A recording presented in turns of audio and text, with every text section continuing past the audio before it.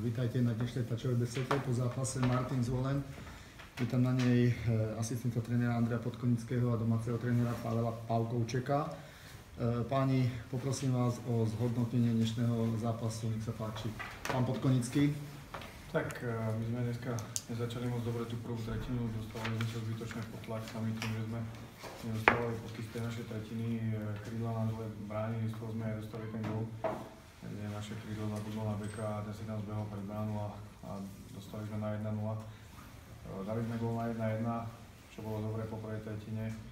Zlepšili sme hru v tej druhej tretine, sme si vytvorili aj nejaké šance a mohli sme dať gól na 2-1. Dostali sme znovu po chybách obidva góly, aj druhý a tretí. Zbytočne sme vyrazili, kde nebol dobruslený hráč a vzniklo prečíslenie a dostali sme gól.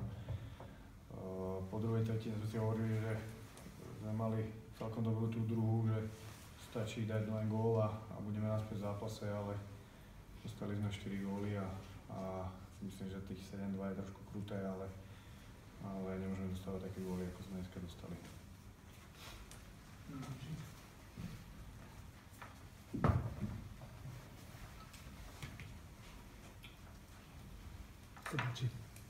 Tak chalani do bodky splnili to, čo sme si hovorili pred zápasom. Zápas sme si rozobrali. Prvá tretina z našej strany veľmi dobrá. V druhej tretine prišli dve vylúčenia, čo otupí tú silu nejak mužstva. A v tretej tretine nám padli tie góly. Mali sme tam aj hokejové šťastie a myslím, že v tej tretej tretine sme boli lepší. Ten zápas sa zlomil v tej druhej tretine, tam Zvolen vás mal teda viacej tých šancí. Vy ste boli teda v tej koncovke efektívnejší. Páni, tam sa zlomil ten zápas? Ja si myslím, že ten gól na 3-1, tam zbytočne náš bek išiel do puku, ktorý nemal šancu chytiť a z toho vzniklo prečíslené 2-1, tam ten útočník by sa ani nestihol vrátiť. A si rozhodol ten gól a ďalší, ten na 4-1 v tej presilovke, čo sme dostali vo Slovenii. Bol tam v tej druhej tretine tlak od supera, ako som to už spomenul. A v tých kritických chvíľach nás podržal brankár, to patrí k hokeju. A či sa to zlomilo v druhej tretine, 3-1 výsledok po druhej tretine neznamená nič.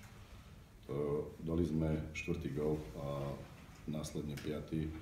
To znamená, že si myslím, že sa to otočilo v tej tretej tretine.